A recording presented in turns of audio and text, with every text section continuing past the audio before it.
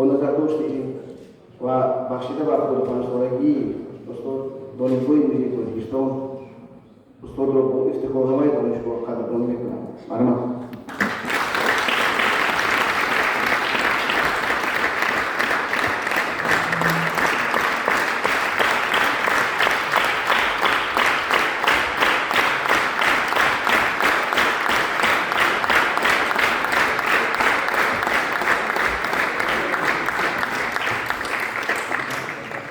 افتخارنامه است برای فعالیت پرثمر در ساحه معارف، تربیت جوانان در راهی خودشناسی و تندرستی و آموزان متخصصان بلند اختصاص سرفراز در خوندن شعر پروفسور سلیمان سیدرحمان رکتور خوشبخت بودند.